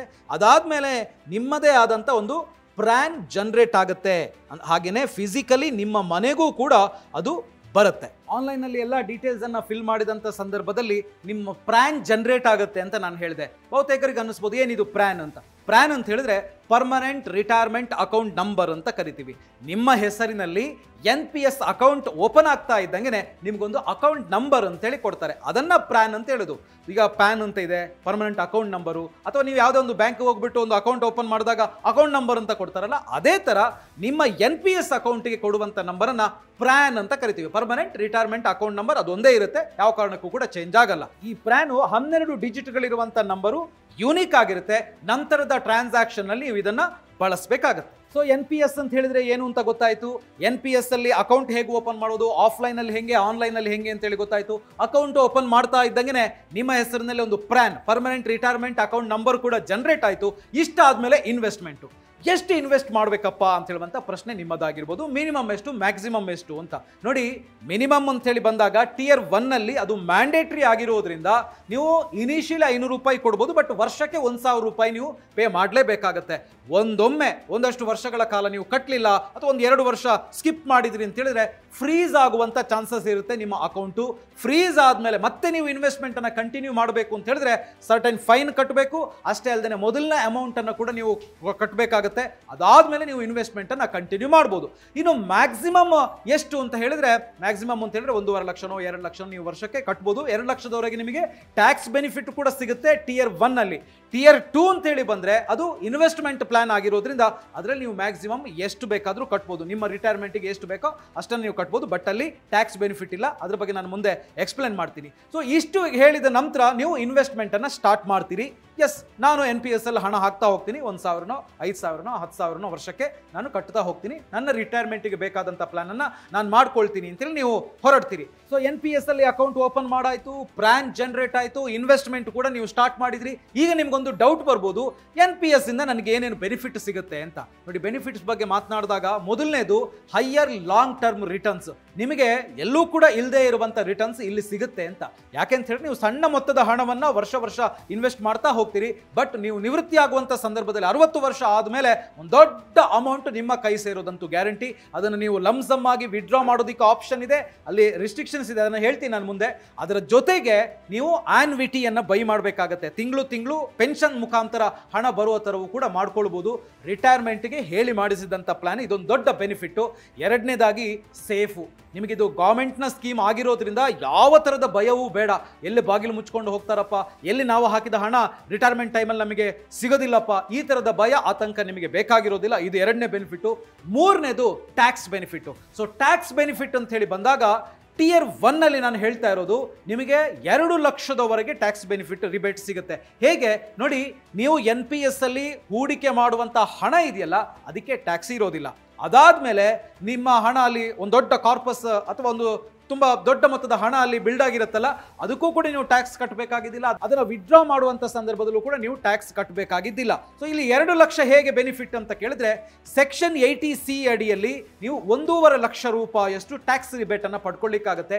ಹಾಗೆಯೇ 80CCD ಅಡಿಯಲ್ಲಿ ನೀವು 50,000ದಷ್ಟು ಟ್ಯಾಕ್ಸ್ ಬೆನಿಫಿಟನ್ನು ಪಡ್ಕೊಳ್ಳಿಕ್ಕೆ ಅವಕಾಶ ಇದೆ. ಸೊ ಟೋಟಲ್ ಆಗಿ NPS ಇಂದ ನೀವು 2 ಲಕ್ಷದವರೆಗೆ ಟ್ಯಾಕ್ಸ್ ಬೆನಿಫಿಟನ್ನು ಪಡ್ಕೊಳ್ಬೋದು. ಸೊ ಇದು ದೊಡ್ಡ ಬೆನಿಫಿಟ್ಟು. ಬಟ್ Tier 2 ಅಂತ ಹೇಳಿ ಬಂದಾಗ ಇದು ಇನ್ವೆಸ್ಟ್ಮೆಂಟ್ ಪ್ಲಾನ್ ಆಗಿರೋದ್ರಿಂದ ನೀವು Tier 2 ನಲ್ಲಿ ಯಾವುದೇ ರೀತಿಯಾದಂಥ ಬೆನಿಫಿಟ್ ಟ್ಯಾಕ್ಸ್ ಬೆನಿಫಿಟನ್ನು ಪಡ್ಕೊಳ್ಳೋದಕ್ಕಾಗೋದಿಲ್ಲ. ಬಟ್ ತುಂಬ ಜನಕ್ಕಿರುತ್ತೆ ನನಗೆ ಇಷ್ಟಲ್ಲ, ಇನ್ನೂ ಕೂಡ ಜಾಸ್ತಿ ಬೇಕು ಅಂತ ಹೇಳೋ ಕಾರಣಕ್ಕೆ Tier 2 ನಲ್ಲಿ ಅವರು ಹಾಕ್ತಾ ಹೋಗ್ತಾರೆ. ಬಟ್ ಇಲ್ಲಿ Tier 1 ಬಿಟ್ಟು Tier 2 ಹಾಕ್ಬೋದಾ ಅಂತ ಕೇಳಿದ್ರೆ ಖಂಡಿತವಾಗ್ಲೂ ಇಲ್ಲ. Tier 1 ಅಂತ ಹೇಳುವಂಥದ್ದು ಮ್ಯಾಂಡೇಟ್ರಿ. Tier 1 ಆದಮೇಲಷ್ಟೇ ಅಥವಾ ಆ ಅಕೌಂಟಲ್ಲಿ ನೀವು ಹಣವನ್ನು ಹಾಕಿದ ನಂತರವಷ್ಟೇ Tier 2 ನಲ್ಲಿ ನೀವು ಇನ್ವೆಸ್ಟ್ ಮಾಡೋದಕ್ಕೆ ಅವಕಾಶ ಇರೋದು. ಬಟ್ Tier 2 ಅಂತ ಹೇಳಿ ಬಂದಾಗ ನಿಮಗೆ ಇಲ್ಲಿ ಯಾವುದೇ ರೀತಿಯಾದಂಥ ಟ್ಯಾಕ್ಸ್ ಬೆನಿಫಿಟ್ ಸಿಗೋದಿಲ್ಲ. Tier 2 ನಲ್ಲಿ ನೀವು ಎಷ್ಟು ಬೇಕಾದರೂ ಹಣವನ್ನು ಇನ್ವೆಸ್ಟ್ ಮಾಡ್ಬೋದು. ಈಗ ತುಂಬ ದುಡಿತಾ ಇರ್ತಾರೆ, ನನಗೆ 60 ವರ್ಷ ಆದಮೇಲೆ ದುಡಿಯೋದಕ್ಕಾಗಲ್ಲ, ನನಗೆ ಇಷ್ಟೊಂದು ಹ್ಯೂಜ್ ಅಮೌಂಟ್ ನನಗೆ ಬರ್ತಾ ಇರಬೇಕು ಅಥವಾ ಲಮ್ಸಮ್ ಅಮೌಂಟ್ ಸಿಗಬೇಕು ಅಂತ ಹೇಳೋ ಕಾರಣಕ್ಕೆ ನೀವು ಎಷ್ಟು ಬೇಕಾದರೂ ಇದರಲ್ಲಿ ಇನ್ವೆಸ್ಟ್ ಮಾಡೋದಕ್ಕೆ ಅವಕಾಶ ಇದೆ. ಬಟ್ ನೆನಪಿಟ್ಕೊಳ್ಳಿ, Tier 2 ನಲ್ಲಿ ನಿಮಗೆ ಯಾವುದೇ ರೀತಿಯಾದಂಥ ಟ್ಯಾಕ್ಸ್ ಬೆನಿಫಿಟ್ ಸಿಗೋದಿಲ್ಲ. ಇನ್ನೊಂದು ವಿಚಾರ ಪ್ರಮುಖವಾಗಿರುವಂಥದ್ದು, Tier 1 ಅಕೌಂಟ್ ಮಾಡದೇನೆ Tier 2 ಮಾಡೋದಕ್ಕೆ ಅವಕಾಶ ಇಲ್ಲ. Tier 1 ಅಂತೂ ಮ್ಯಾಂಡೇಟ್ರಿ, ಆಮೇಲೆ ನೀವು Tier 2 ಮಾಡಿ ಅದರಲ್ಲಿ ಇನ್ವೆಸ್ಟ್ ಮಾಡ್ತಾ ಹೋಗಬೇಕಾಗುತ್ತೆ. ಆಮೇಲೆ ಈ 2 ಅಕೌಂಟ್ಗಳು Tier 1 ಮತ್ತೆ Tier 2 ಏನಿದೆ ಇದು ನಿಮಗೆ ಜನರೇಟ್ ಆಗಿರುವಂಥ ಪ್ಲಾನ್ ಇದೆಯಲ್ಲ, ಪರ್ಮನೆಂಟ್ ರಿಟೈರ್ಮೆಂಟ್ ಅಕೌಂಟ್ ನಂಬರ್ ಇದೆಯಲ್ಲ, ಅದರ ಅಡಿಯಲ್ಲೇ ಕಾರ್ಯನಿರ್ವಹಿಸುತ್ತೆ, ಅದರ ಅಡಿಯಲ್ಲೇ ಬರುತ್ತೆ. ಸೊ NPS ಅಲ್ಲಿ ಅಕೌಂಟ್ ಓಪನ್ ಮಾಡಾಯಿತು, ಇನ್ವೆಸ್ಟ್ ಮಾಡೋದಕ್ಕೂ ಕೂಡ ಪ್ರಾರಂಭ ಮಾಡಾಯಿತು. ಈಗ ನಿಮಗೊಂದು ಡೌಟ್ ಬರ್ಬೋದು, ಹಾಗಿದ್ರೆ ನಾವು ಹಾಕುವಂಥ ಇನ್ವೆಸ್ಟ್ ಮಾಡುವಂಥ ಹಣ ನಿವೃತ್ತಿಯ ಸಂದರ್ಭದಲ್ಲಿ ದೊಡ್ಡ ಮಟ್ಟಕ್ಕೆ ಸಿಗೋದಕ್ಕೆ ಕಾರಣ ಏನು? ಗವರ್ಮೆಂಟ್ ಏನಾದರೂ ಹಣ ಸೇರಿಸುತ್ತಾ ಅಂತ? ಖಂಡಿತವಾಗ್ಲೂ ಇಲ್ಲ. ನಿಮ್ಮ ಫಂಡನ್ನು ನಿಭಾಯಿಸೋದಕ್ಕೆ ಮೇಂಟೈನ್ ಮಾಡೋದಕ್ಕೆ ಇಲ್ಲಿ ಫಂಡ್ ಮ್ಯಾನೇಜರ್ಸ್ ಅಂತ ಇರ್ತಾರೆ. ಅವರನ್ನು ನಾವು PFM ಅಂತ ಕರಿತೀವಿ, ಪೆನ್ಷನ್ ಫಂಡ್ ಮ್ಯಾನೇಜರ್ ಅಂತ ಹೇಳಿ. ನಿಮಗೆ ಮ್ಯೂಚುವಲ್ ಫಂಡಲ್ಲಿ ಇನ್ವೆಸ್ಟ್ ಮಾಡ್ತಾ ಇದ್ರೆ ನಿಮಗೆ ಗೊತ್ತಿರುತ್ತೆ, ಮ್ಯೂಚುವಲ್ ಫಂಡನ್ನು ನಿಭಾಯಿಸೋದಕ್ಕೋಸ್ಕರ ಕೆಲವೊಂದು ಸರ್ಟನ್ ಫಂಡ್ ಇರ್ತಾವಲ್ಲ ಅದನ್ನು ನಿಭಾಯಿಸೋದಕ್ಕೆ ಫಂಡ್ ಮ್ಯಾನೇಜರ್ಸ್ ಅಂತ ಇರ್ತಾರೆ. ಆ ಫಂಡ್ ಮ್ಯಾನೇಜರ್ಸ್ ಹೇಗೆ ಅದನ್ನು ನಿರ್ವಹಿಸ್ತಾ ಇದ್ದಾರೆ ಅಂತೇಳಿ ನೋಡಿಕೊಂಡು ಇನ್ವೆಸ್ಟ್ ಮಾಡಬೇಕು. ಆ ಫಂಡ್ ಮ್ಯಾನೇಜರ್ ಅದನ್ನು ನಿಭಾಯಿಸೋದಕ್ಕೆ ಕೆಪಾಸಿಟಿ ಇದೆಯಾ ಅಂತೇಳಿ ನಿಮ್ಗೆ ಗೊತ್ತಿರಬೇಕು. ಹಾಗಿದ್ದಾಗ ಮಾತ್ರ ನೀವು ಹಾಕಿರುವಂಥ ಹಣ ಜಾಸ್ತಿ ಆಗೋದಕ್ಕೆ ಸಾಧ್ಯ. ಅದೇ ಥರ ಇಲ್ಲೂ ಕೂಡ ಪೆನ್ಷನ್ ಫಂಡನ್ನು ನಿಭಾಯಿಸೋದಕ್ಕೋಸ್ಕರನೇ ಪೆನ್ಷನ್ ಫಂಡ್ ಮ್ಯಾನೇಜರ್ಸ್ ಅಂತ ಇರ್ತಾರೆ. ಸೊ ನೀವು ಪೆನ್ಷನ್ ಫಂಡ್ ಮ್ಯಾನೇಜರ್ಸನ್ನು ಆಯ್ಕೆ ಮಾಡ್ಕೊಳ್ಬೋದು ನೀವು ಇನ್ವೆಸ್ಟ್ ಮಾಡುವಾಗ. ಇಲ್ಲಿ ನೆನಪಿಟ್ಕೊಳ್ಳಿ, ಗೌರ್ಮೆಂಟ್ ಸೆಕ್ಟರ್ ಅಂತ ಹೇಳಿ ಬಂದಾಗ 3 ಆಪ್ಷನ್ನು, SBI, LIC, UTI. ನಿಮಗೆ ಯಾರು ಫಂಡ್ ಮ್ಯಾನೇಜರ್ ಆಗಬೇಕು ಅಂತೇಳಿ ಆಯ್ಕೆ ಮಾಡುವಂಥ ಆಪ್ಷನ್ ನಿಮಗೆ ಇರೋದಿಲ್ಲ. ಅದೇ ನಾನ್ ಗೌರ್ಮೆಂಟ್ ಸೆಕ್ಟರ್ ಅಂತ ಹೇಳಿ ಬಂದರೆ ಭಾಳಷ್ಟು ಇದ್ದಾವೆ ಫಂಡ್ ಮ್ಯಾನೇಜರ್ಸು. ನೋಡಿ, SBI, UTI, LIC, Kotak, HDFC, ಅದಾದಮೇಲೆ ರಿಲಯನ್ಸು, ಬಿರ್ಲಾ ಸನ್ ಲೈಫ್, ಈ ಥರ ಫಂಡ್ ಮ್ಯಾನೇಜರ್ಸ್ ಇರ್ತಾರೆ. ನೀವು ಯಾರನ್ನ ಬೇಕಾದರೂ ಆಯ್ಕೆ ಮಾಡಿಕೊಳ್ಳುವಂಥ ಸ್ವಾತಂತ್ರ್ಯ ಅವಕಾಶ ನಿಮಗಿದೆ. ಆದರೆ ಇನ್ನೊಂದು ಪ್ರಮುಖವಾದಂಥ ವಿಷಯ, ವರ್ಷಕ್ಕೆ 1 ಬಾರಿ ಮಾತ್ರ ನೀವು ಫಂಡ್ ಮ್ಯಾನೇಜರನ್ನು ಚೇಂಜ್ ಮಾಡ್ಬೋದು. ಸೊ ಫಾರ್ ಎಕ್ಸಾಂಪಲ್, ನೀವು SBIಯನ್ನು PFM ಆಗಿ ಆಯ್ಕೆ ಮಾಡ್ಕೊಂಡಿರ್ತೀರಿ, ಯಾಕೋ ನಿಮಗೆ ಅವರು ಮಾಡ್ತಾ ಇರುವಂಥ ಏನು ಅಲೋಕೇಶನ್ ಇದೆಯಲ್ಲ ಅದು ಇಷ್ಟ ಆಗಲ್ಲ, ರಿಟರ್ನ್ ಯಾಕೆ ಕಡಿಮೆ ಆಗ್ತಾ ಇದೆ ಅಂತ ಅನ್ನಿಸ್ಬೋದು. ಆಗ ನೀವು ಸ್ವಿಚ್ ಮಾಡೋದಕ್ಕೆ ಅವಕಾಶ ಇದೆ. ವರ್ಷಕ್ಕೆ 1 ಸರ್ತಿ ನನಗೆ SBI ಬೇಡಪ್ಪ, ನಾನು LIC ಹೋಗ್ತೀನಿ ಅಂತೇಳಿ LICಗೆ ಹಾಕ್ಬೋದು, ಅಥವಾ UTIಗೆ ಹಾಕ್ಬೋದು, ಅಥವಾ ಇನ್ಯಾವುದು ನಾನು ಹೇಳಿದ್ನಲ್ಲ ಈಗಾಗಲೇ, ಅಥವಾ ಇನ್ನೊಂದಷ್ಟು ಇದ್ದಾವೆ, ಅದನ್ನು ನೀವು ನೋಡಿಕೊಂಡು ನೀವು ಆ ಥರ ಸ್ವಿಚ್ ಮಾಡೋದಕ್ಕೆ ಅವಕಾಶ ಇದೆ. ವರ್ಷದಲ್ಲಿ 1 ಬಾರಿ ಮಾತ್ರ. ಸೊ ಈ ಫಂಡ್ ಮ್ಯಾನೇಜರ್ಗಳಿದಾರಲ್ಲ, ನೀವು ಇನ್ವೆಸ್ಟ್ ಮಾಡುವಂಥ ಹಣವನ್ನು ಬೇರೆ ಬೇರೆ ಕಡೆ ಅಲೋಕೇಟ್ ಮಾಡ್ತಾರೆ. ಈಕ್ವಿಟೀಸಲ್ಲಿ ಒಂದಷ್ಟು ಪರ್ಸೆಂಟು, ಅದಾದಮೇಲೆ ಗೌರ್ಮೆಂಟ್ ಸೆಕ್ಯೂರಿಟೀಸಲ್ಲಿ ಒಂದಷ್ಟು ಪರ್ಸೆಂಟು, ಇನ್ನೊಂದಷ್ಟು ಪರ್ಸೆಂಟನ್ನು ಬಾಂಡ್ಸಲ್ಲಿ ಅವರು ಹಾಕ್ತಾ ಹೋಗ್ತಾರೆ. ಅಂದರೆ ಅವರು ಏನು ಸ್ಟಡಿ ಮಾಡಿರ್ತಾರೆ, ರಿಸರ್ಚ್ ಮಾಡಿರ್ತಾರೆ, ನಿಮಗೆ ಯಾವ ಥರ ಒಂದು ಒಳ್ಳೆ ರಿಟರ್ನ್ ಕೊಡಬೇಕು ಅಂತೇಳಿ ಅವರು ಎಕ್ಸ್ಪೆಕ್ಟ್ ಮಾಡ್ಕೊಂಡಿರ್ತಾರೆ, ಆ ಥರ ಅವರು ಅಲೋಕೇಟ್ ಮಾಡ್ತಾ ಹೋಗ್ತಾರೆ. ಬಟ್ ಇಲ್ಲಿ ಅಲೋಕೇಶನ್ ಅಂತ ಹೇಳಿ ಬಂದಾಗಲೂ ಕೂಡ ನಿಮಗೆ ಇಲ್ಲಿ 2 ಅವಕಾಶಗಳಿದ್ದಾವೆ. ಒಂದು ಆಕ್ಟಿವ್ ಚಾಯ್ಸ್ ಅಂತ ಹೇಳಿ, ಎರಡನೇದಾಗಿ ಆಟೋ ಚಾಯ್ಸ್ ಅಂತ. ಆಕ್ಟಿವ್ ಚಾಯ್ಸ್ ಅಂತ ಹೇಳಿದ್ರೆ ಏನು ಅಂತ ಹೇಳಿದ್ರೆ, ನೀವೇನೆ ನನ್ನ ಇಷ್ಟು ಪರ್ಸೆಂಟ್ ಇನ್ವೆಸ್ಟ್ ಮಾಡಿರುವಂಥ ಹಣ ಇದು ಈಕ್ವಿಟೀಸ್ಗೆ ಹೋಗಬೇಕು, ಇಷ್ಟು ಪರ್ಸೆಂಟ್ ಹಣ ಗೌರ್ಮೆಂಟ್ ಸೆಕ್ಯೂರಿಟೀಸ್ಗೆ ಹೋಗ್ಬೋದು ಅಂತೇಳಿ ನೀವೇ ಡಿಸೈಡ್ ಮಾಡೋದಕ್ಕೆ ಇಲ್ಲಿ ಅವಕಾಶ ಇದ್ದಾವೆ. ಬಟ್ ನಿಮ್ಮ ಏಜು 35 ವರ್ಷಕ್ಕಿಂತ ಕಡಿಮೆ ಇದೆ ಅಂತ ಹೇಳಿದ್ರೆ 75% ನೀವು ಈಕ್ವಿಟೀಸಲ್ಲಿ ಹಾಕ್ಬೋದು. ಯಾಕಂದರೆ ಅಲ್ಲಿ ರಿಸ್ಕ್ ಜಾಸ್ತಿ ಇರುತ್ತೆ. ಇಲ್ಲ ನನಗೆ 55 ವರ್ಷ ದಾಟಿದೆ ಅಂತ ಹೇಳಿ ಬಂದಾಗ ನಾನಷ್ಟು ದೊಡ್ಡ ರಿಸ್ಕ್ ತಗೊಳ್ಳಿಕ್ಕೆ ಸಾಧ್ಯ ಇಲ್ಲ ಅಂತೇಳಿ ಬಂದಾಗ ನೀವು 50% ಮಾತ್ರ ಈಕ್ವಿಟೀಸಲ್ಲಿ ಹಾಕ್ಬೋದು. ಯಾಕಂದರೆ ಈಕ್ವಿಟೀಸ್ ಅಂತ ಹೇಳಿ ಬಂದಾಗ ಹೈ ರಿಸ್ಕು ಹಾಗೆಯೇ ರಿಟರ್ನ್ ಕೂಡ ಹೈ ಆಗಿರುತ್ತೆ. ಇಲ್ಲ ನಾನು ಅಷ್ಟು ರಿಸ್ಕ್ ತಗೊಳ್ಳಿಕ್ಕೆ ರೆಡಿ ಇಲ್ಲ, ನಾನು ಗೌರ್ಮೆಂಟ್ ಸೆಕ್ಯೂರಿಟೀಸಲ್ಲಿ ಹಾಕ್ತೀನಿ ಅಂತೇಳಿ 50% ಗೌರ್ಮೆಂಟ್ ಸೆಕ್ಯೂರಿಟೀಸಲ್ಲಿ ಹಾಕ್ಬೋದು, ಅಥವಾ ಒಂದು ಸ್ವಲ್ಪ ಬಾಂಡ್ಸಲ್ಲೂ ಕೂಡ ಹಾಕೋದಕ್ಕೆ ಅವಕಾಶ ಇದೆ. ಇದು ಆಕ್ಟಿವ್ ಚಾಯ್ಸಲ್ಲಿ ನೀವೇ ಅದನ್ನು ಸಿಲೆಕ್ಟ್ ಮಾಡೋದಕ್ಕೆ ಇಲ್ಲಿ ಆಪ್ಷನ್ ಇದ್ದಾವೆ. ಬಟ್ ಇಲ್ಲಿ ಇನ್ನೊಂದು ವಿಷಯ ಏನು ಅಂತ ಹೇಳಿದ್ರೆ, ವರ್ಷಕ್ಕೆ 2 ಬಾರಿ ಮಾತ್ರ ನೀವು ಈ ಥರ ಚೇಂಜ್ ಮಾಡ್ಬೋದು. ಅಂದರೆ 75% ಇದ್ದನ್ನು 50% ಮಾಡೋದು, 50% ಇದ್ದನ್ನು 40% ಅಥವಾ 60% ಮಾಡೋದು, ಇದು ನಿಮಗೆ ವರ್ಷಕ್ಕೆ 2 ಸರ್ತಿ ಮಾತ್ರ ಆ ಥರ ಚೇಂಜ್ ಮಾಡೋದಕ್ಕೆ, ಅಲೋಕೇಶನ್ ಚೇಂಜ್ ಮಾಡೋದಕ್ಕೆ ಅವಕಾಶ ಇದೆ. ಇದನ್ನು ನೆನಪಿಟ್ಕೊಳ್ಳಿ. ಇನ್ನು ಆಟೋ ಚಾಯ್ಸ್ ಅಂತ ಹೇಳಿದರೆ ಏನು? ಆಟೋ ಚಾಯ್ಸ್ ಅಂತ ಹೇಳಿದರೆ ನಿಮ್ಮ ವಯಸ್ಸಿಗೆ ಅನುಗುಣವಾಗಿ ನಿಮ್ಮ ಫಂಡ್ ಮ್ಯಾನೇಜರ್ ಇದ್ದಾರಲ್ಲ ಅವರೇ ನಿಮಗೆ ಎಷ್ಟು ರಿಸ್ಕ್ ತಗೊಳ್ಳುವಂಥ ಕೆಪಾಸಿಟಿ ಇದೆ ಅಂತೇಳಿ ನೋಡಿಕೊಂಡು ಆ ಫಂಡನ್ನು ಅಲೋಕೇಟ್ ಮಾಡ್ತಾರೆ. ಆಗಲೇ ಹೇಳಿದಂಗೆ 35 ವರ್ಷದ ಕೆಳಗಡೆ ಇದೆ ಅಂತ ಹೇಳಿದರೆ ಮೇ ಬಿ ಆ ಫಂಡ್ ಮ್ಯಾನೇಜರ್ ಹೇಳ್ಬೋದು ನಿಮಗೆ ರಿಸ್ಕ್ ತಗೊಳ್ಳುವಂಥ ಕೆಪಾಸಿಟಿ ಜಾಸ್ತಿ ಇದೆ, ಹಾಗಾಗಿ 75% ಈಕ್ವಿಟೀಸಿಗೆ ಅಲೋಕೇಟ್ ಮಾಡ್ತೀನಿ, ಬಾಕಿ ಉಳಿದಂಥ 25% ಸೆಕ್ಯೂರಿಟೀಸಲ್ಲಿ ಹಾಕ್ತೀನಿ. ಇಲ್ಲ ನಿಮ್ಮದು 60 ವರ್ಷ ಹತ್ರ ಬಂದಿದೆ ಅಂತ ಹೇಳಿ ಬಂದಾಗ ರಿಸ್ಕ್ ತಗೊಳ್ಳುವಂಥ ಕೆಪಾಸಿಟಿ ನಿಮಗಿಲ್ಲ, ಆಟೋ ಚಾಯ್ಸ್ ಕೊಟ್ಟರೆ ಆ ಫಂಡ್ ಮ್ಯಾನೇಜರ್ ಡಿಸೈಡ್ ಮಾಡ್ತಾರೆ ಇಲ್ಲ ಇವರಿಗೆ ರಿಸ್ಕ್ ತಗೊಳ್ಳುವಂಥ ಕೆಪಾಸಿಟಿ ಜಾಸ್ತಿ ಇಲ್ಲ ಅಂತ ಹೇಳ್ಬಿಟ್ಟು ಒಂದು 25% ಅಥವಾ ಒಂದು 30% ಈಕ್ವಿಟೀಸಲ್ಲಿ ಹಾಕೋದು, ಉಳಿದಂಥ ಹಣವನ್ನು ಬಾಂಡ್ಸ್ ಮತ್ತು ಗೌರ್ಮೆಂಟ್ ಸೆಕ್ಯೂರಿಟೀಸಲ್ಲಿ ಅಲೋಕೇಟ್ ಮಾಡೋದು. ಸೊ ಈ ಥರ ಇದು ವರ್ಕ್ ಆಗುತ್ತೆ. ಸೊ ಇಲ್ಲಿ ಟೋಟಲ್ ಆಗಿ ನೀವು ನೆನಪಿಟ್ಕೊಳ್ಬೇಕಾದಂಥ 3 ವಿಚಾರ. ಒಂದು PFM ಪೆನ್ಷನ್ ಫಂಡ್ ಮ್ಯಾನೇಜರ್, ಅವರನ್ನು ನೀವು ವರ್ಷಕ್ಕೆ 1 ಬಾರಿ ಮಾತ್ರ ಚೇಂಜ್ ಮಾಡ್ಬೋದು. ಎರಡನೇದಾಗಿ ನಿಮ್ಮ ಚಾಯ್ಸು ಆಕ್ಟಿವ್ ಚಾಯ್ಸ್ ಅಥವಾ ಆಟೋ ಚಾಯ್ಸ್, ಈ ಚಾಯ್ಸ್ ಅನ್ನು ನೀವು ವರ್ಷಕ್ಕೆ 2 ಬಾರಿ ಮಾತ್ರ ಚೇಂಜ್ ಮಾಡೋದಕ್ಕೆ ಅವಕಾಶ ಇದೆ. ಹಾಗೆಯೇ ಮೂರನೇದು ಅಲೋಕೇಶನ್ ಇದೆಯಲ್ಲ, ಅದನ್ನು ಕೂಡ ನೀವು ವರ್ಷಕ್ಕೆ 2 ಬಾರಿ ಮಾತ್ರ ಚೇಂಜ್ ಮಾಡೋದಕ್ಕೆ ಅವಕಾಶ ಇರೋದು. ಸೊ ಇದು ನೀವು ನೆನಪಲ್ಲಿ ಇಟ್ಕೊಳ್ಬೇಕು. ಸೊ NPS ಅಲ್ಲಿ ಅಕೌಂಟ್ ಓಪನ್ ಮಾಡೋದು ಹೇಗೆ, ಹೇಗೆ ಇನ್ವೆಸ್ಟ್ ಮಾಡೋದು, ಹೇಗೆ ಫಂಡ್ ಮ್ಯಾನೇಜರ್ ಅನ್ನು ಸಿಲೆಕ್ಟ್ ಮಾಡೋದು, ಅಷ್ಟೇ ಅಲ್ಲದೆ ಅಲೋಕೇಶನ್ ಹೇಗೆ, ಚಾಯ್ಸ್ ಹೇಗೆ ಅಂತ ಹೇಳುವಂಥದ್ರ ಬಗ್ಗೆ ತಿಳ್ಕೊಂಡ್ರಿ. ಈಗ ಬರುವಂತ ಪ್ರಶ್ನೆ, ವಿತ್ಡ್ರಾ ಮಾಡೋದು ಹೇಗೆ ಅಂತ ನೋಡಿ. ಇದು ಪೆನ್ಷನ್ ಸ್ಕೀಮ್ ಆಗಿರೋದ್ರಿಂದ 60 ವರ್ಷದವರೆಗೆ ನಿಮಗೆ ವಿತ್ಡ್ರಾ ಮಾಡೋದಕ್ಕೆ ಆಗಲ್ಲ. ಪಾರ್ಷಿಯಲಿ ವಿತ್ಡ್ರಾ ಮಾಡ್ಲಿಕ್ಕೆ ಆಪ್ಷನ್ ಇದೆ, ಅದನ್ನು ನಾನು ಹೇಳ್ತೀನಿ. ಬಟ್ ವಿತ್ಡ್ರಾ ಅಂತ ಹೇಳಿ ಬಂದಾಗ ನೀವು ನೆನಪಲ್ಲಿ ಇಟ್ಕೊಳ್ಬೇಕು, ನೀವು ಹೂಡಿಕೆ ಮಾಡಿರುವಂತ ಟೋಟಲ್ ಹಣ, ಅದಕ್ಕೆ ಬಡ್ಡಿ ಸೇರಿ ಅಲ್ಲೊಂದು ಟೋಟಲ್ ಕಾರ್ಪಸ್ ಆಗಿರುತ್ತಲ್ವಾ, ಒಂದು ಹ್ಯೂಜ್ ಅಮೌಂಟ್ ಕಲೆಕ್ಟ್ ಆಗಿರುತ್ತಲ್ವಾ, ಅದರಲ್ಲಿ ನೀವು ಕೇವಲ 60% ಹಣವನ್ನು ಮಾತ್ರ ಲಂಸಮ್ ಆಗಿ ವಾಪಸ್ ಪಡೆಯೋದಕ್ಕಾಗುತ್ತೆ. ಉಳಿದಂಥ 40% ಇದೆಯಲ್ಲ, ಅದರಲ್ಲಿ ನೀವು ಆನ್ವಿಟಿಯನ್ನು ಕೊಂಡ್ಕೊಳ್ಬೇಕಾಗುತ್ತೆ. ಸೊ ಫಾರ್ ಎಕ್ಸಾಂಪಲ್ ನಿಮಗೆ ಹೇಳಬೇಕು ಅಂತ ಹೇಳಿದ್ರೆ, ಟೋಟಲ್ ಆಗಿ ನಿಮ್ಮ ಇನ್ವೆಸ್ಟ್ಮೆಂಟ್ ಅಮೌಂಟು ಬಡ್ಡಿ ಎಲ್ಲ ಸೇರಿ 1 ಕೋಟಿ ರೂಪಾಯಿ ಕಾರ್ಪಸ್ ಅಲ್ಲಿ ರೆಡಿ ಇರುತ್ತೆ. ಸೊ ಆ 1 ಕೋಟಿಯಲ್ಲಿ ನೀವು 60 ಲಕ್ಷ ಮಾತ್ರ ಲಂಸಮ್ ಆಗಿ ವಿತ್ಡ್ರಾ ಮಾಡೋದಕ್ಕಾಗುತ್ತೆ. ಉಳಿದಂಥ 40 ಲಕ್ಷ ಇದೆಯಲ್ಲ, ಅದರಲ್ಲಿ ನೀವು ಆನ್ವಿಟಿಯನ್ನು, ವರ್ಷಾಸನವನ್ನು ತಗೊಳ್ಬೇಕಾಗುತ್ತೆ. ವರ್ಷಾಸನ ಅಂತ ಹೇಳಿದ್ರೆ ವರ್ಷಕ್ಕೊಮ್ಮೆ ದುಡ್ಡು ತಗೊಳ್ಳೋದು ಅಂತಲ್ಲ, ಅದರ ಬದಲಾಗಿ ನೀವು ತಿಂಗಳು ಅಂತೇಳಿ ಸೆಲೆಕ್ಟ್ ಮಾಡ್ಬೋದು. ತಿಂಗಳಿಗೆ ಇಂತಿಷ್ಟು ನಂಗೆ ಬೇಕು ಅಂತ, ಅಥವಾ ಹಾಫ್ ಇಯರ್ಲಿಗೆ ನೀವು ತಗೊಳ್ಬೋದು, ಇಯರ್ಲಿಗೆ ಬೇಕಾದ್ರೂ ತಗೊಳ್ಬೋದು. ಈ ಥರ ಪೆನ್ಷನ್ಗೋಸ್ಕರನೇ ನೀವು 40% ಅಲ್ಲಿ ಬಿಡಬೇಕಾಗುತ್ತೆ. ಈ ಇಡೀ ಸ್ಕೀಮ್ನ ಉದ್ದೇಶನೇ ಅದು ನಿಮಗೆ ರೆಗ್ಯುಲರ್ ಆಗಿ ಪೆನ್ಷನ್ ಬರಬೇಕು ಅಂತ. ಸೊ ಇಲ್ಲಿ ಪೆನ್ಷನ್ ಇರ್ಬೋದು ಅಥವಾ ಲಂಸಮ್ ಅಮೌಂಟ್ ನೀವೇನು ವಿತ್ಡ್ರಾ ಮಾಡ್ತಿರಲ್ಲ, ಅದ್ಯಾವುದಕ್ಕೂ ಕೂಡ ಟ್ಯಾಕ್ಸ್ ಇರೋದಿಲ್ಲ. ನಾನು ಆಗಲೇ ಬೆನಿಫಿಟ್ ಅಲ್ಲಿ ಅದನ್ನು ನಿಮಗೆ ಹೇಳಿದ್ದೀನಿ. ಹಾಗಾಗಿ ಒಂದು ದೊಡ್ಡ ಅಮೌಂಟ್ ನಿಮ್ಮ ಕೈ ಸೇರುತ್ತೆ. ಹಾಗೆಯೇ ತಿಂಗಳು ಕೂಡ ಹಣ ರೆಗ್ಯುಲರ್ ಆಗಿ ನಿಮಗೆ ಬರುತ್ತೆ. ಸೊ ಇಷ್ಟೆಲ್ಲ ಗೊತ್ತಾದ ಮೇಲೂ ಕೂಡ ಒಂದಷ್ಟು ಜನರಿಗೆ ಅನುಮಾನ ಬರ್ಬೋದು, ಒಂದೊಂದು ಸಂದರ್ಭಗಳು ಹಾಗೆ ಇರ್ತವೆ, ನಾವು ವಿತ್ಡ್ರಾ ಮಾಡಬೇಕಾದಂಥ ಪರಿಸ್ಥಿತಿ ಬರುತ್ತೆ, ಆಗುತ್ತಾ ಅಂತ. ಹೌದು, ಪಾರ್ಷಲಿ ವಿತ್ಡ್ರಾ ಮಾಡೋದಕ್ಕೆ ಇಲ್ಲಿ ಆಪ್ಷನ್ ಇದೆ ನೋಡಿ. ಮೊದಲನೇದಾಗಿ ಇನ್ವೆಸ್ಟ್ ಮಾಡುವಂಥ ಆ ವ್ಯಕ್ತಿ ಏನಿದ್ದಾರೆ, ನಿವೃತ್ತಿಗೂ ಮೊದಲೇ ಅವರು ತೀರ್ಕೊಂಡ್ರೆ, ಸಾವನ್ನಪ್ಪಿದ್ರು ಅಂತ ಹೇಳಿದ್ರೆ, ಅವ್ರು ಯಾರನ್ನ ನಾಮಿನಿ ಅಂತ ಹೇಳಿ ಕೊಟ್ಟಿರ್ತಾರಲ್ಲ, ಅವರಿಗೆ ಅವರು ಸಂಗ್ರಹಿಸಿದಂಥ ಹಣ ಏನಿದೆ ಅವೆಲ್ಲವೂ ಕೂಡ ಬಡ್ಡಿ ಸಮೇತ ಸಿಗುತ್ತೆ. ನಂಬರ್ 1. ಎರಡನೇದಾಗಿ ಬದುಕುಳಿದಂಥವರಿಗೇ ಅನಿವಾರ್ಯತೆ ಎದುರಾಗ್ಬಿಡುತ್ತೆ. ಮಕ್ಕಳ ಎಜುಕೇಷನ್ನು, ಮಕ್ಕಳ ಮದುವೆ, ಅಥವಾ ಲೈಫ್ ಥ್ರೆಟನಿಂಗ್ ಡಿಸೀಸು, ಶಸ್ತ್ರಚಿಕಿತ್ಸೆಯನ್ನು ಮಾಡಬೇಕಾದಂಥ ಪರಿಸ್ಥಿತಿ, ಈ ಥರದ ಒಂದಷ್ಟು ಕಂಡೀಷನ್ಗಳು ಬಂದಾಗ ಏನು ಮಾಡೋದಪ್ಪ? ಇಲ್ಲಿ ಪಾರ್ಷಲಿ ವಿತ್ಡ್ರಾ ಮಾಡೋದಕ್ಕೆ ಅವಕಾಶ ಇದೆ, ಆದರೆ 25% ಮಾತ್ರ. ನೀವೇನೋ ಹಣವನ್ನು ಇನ್ವೆಸ್ಟ್ ಮಾಡಿರ್ತೀರಿ, ಅದರಲ್ಲಿ 25% ಮಾತ್ರ ನೀವು ಹಣವನ್ನು ವಾಪಸ್ ಪಡ್ಕೊಳ್ಳಿಕ್ಕೆ ಸಾಧ್ಯ. ಲೈಫ್ ಟೈಮಲ್ಲಿ 3 ಬಾರಿ ಮಾತ್ರ ಆ ಆಪ್ಷನ್ ನಿಮಗೆ ಸಿಗುತ್ತೆ. ಅಷ್ಟೇ ಅಲ್ಲ, ಒಂದು ಸರ್ತಿ ವಿತ್ಡ್ರಾ ಮಾಡಿದ ಮೇಲೆ ಎರಡನೇ ವಿತ್ಡ್ರಾ ಮಾಡಬೇಕು, 25% ಮಾತ್ರ ಎರಡನೇ ಬಾರಿ ವಿತ್ಡ್ರಾ ಮಾಡಬೇಕು ಅಂತ ಹೇಳಿ ಬಂದರೆ ಆ ಅಂತರ ಇದೆಯಲ್ಲ, 5 ವರ್ಷಗಳ ಅಂತರ ಇರಲೇಬೇಕು. ಹಾಗಾಗಿ ಇದು NPS ನ್ಯಾಷನಲ್ ಪೆನ್ಷನ್ ಸ್ಕೀಮ್ ಆಗಿರೋದ್ರಿಂದ, ನಿಮ್ಮ ನಿವೃತ್ತಿಯ ನಂತರಕ್ಕೋಸ್ಕರ ನೀವು ಹಣವನ್ನು ಹೂಡ್ತಾ ಇರೋದ್ರಿಂದ ಮೊದಲೇ ವಿತ್ಡ್ರಾ ಮಾಡ್ಲಿಕ್ಕೆ ಹೋಗಬೇಡಿ. ಅಂತಹ ಎಮರ್ಜೆನ್ಸಿ ಬಂದರೆ ಮಾತ್ರ ಇಷ್ಟು ಹಣವನ್ನು 25% ಮಾತ್ರ ವಿತ್ಡ್ರಾ ಮಾಡೋದಕ್ಕೆ ನಿಮಗೆ ಅವಕಾಶ ಇದೆ. ಅವರೇ ಅದರಲ್ಲಿ ರೂಲ್ಸ್ ಆ್ಯಂಡ್ ರೆಗ್ಯುಲೇಷನ್ಸ್ ಅಲ್ಲಿ ಕೊಟ್ಟಿದ್ದಾರೆ. ನಿಮಗೆ ಆ ಥರದ ಅವಶ್ಯಕತೆ, ಅನಿವಾರ್ಯತೆ ಬಂದಾಗ ನೀವು ಹೋಗಿ, ನೀವೆಲ್ಲಿ NPS ಅಕೌಂಟನ್ನು ಓಪನ್ ಮಾಡಿರ್ತೀರಲ್ಲ, ಅಲ್ಲಿ ಕೇಳಿದರೆ ಅವರೇ ಕಂಪ್ಲೀಟ್ ಆಗಿ ಡೀಟೇಲ್ಸನ್ನು ಕೊಡ್ತಾರೆ. ಕೊಡ್ತಾರೆ. ಸೊ NPS ಗೆ ಸಂಬಂಧಪಟ್ಟಂತೆ ಒಂದಷ್ಟು ಮಾಹಿತಿಯನ್ನು ನಾನು ನಿಮಗೆ ಕೊಟ್ಟಿದ್ದೀನಿ. ಈಗ ಪ್ರಮುಖವಾದಂಥ ವಿಚಾರ, ಒಂದು ಲೆಕ್ಕಾಚಾರವನ್ನು ಹಾಕೋಣ.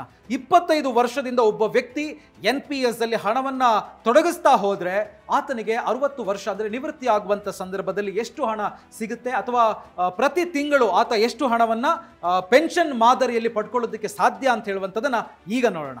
NPS ಅನ್ನು ಲೆಕ್ಕ ಹಾಕೋದಕ್ಕೆ ಪ್ರತಿ ತಿಂಗಳು ಎಷ್ಟು ಹಣ ಕಟ್ಟಿದ್ರೆ ಎಷ್ಟು ಸಿಗುತ್ತೆ ಮಂತ್ಲಿ 60 ವರ್ಷ ಆದಮೇಲೆ ಅಂತ ಹೇಳುವಂಥದ್ದನ್ನು ಲೆಕ್ಕ ಹಾಕೋದಕ್ಕೋಸ್ಕರ ನೀವು ಕ್ಯಾಲ್ಕುಲೇಟ್ ಮಾಡಬೇಕು. ಸೊ ಅದಕ್ಕೆ ಮೊದಲನೇದಾಗಿ ನೀವು ಗೂಗಲ್ ಬ್ರೌಸರನ್ನು ಓಪನ್ ಮಾಡಿ, ಇದರಲ್ಲಿ NPS ಕ್ಯಾಲ್ಕುಲೇಟರ್ ಅಂತ ಹೇಳಿ ಟೈಪ್ ಮಾಡಿ.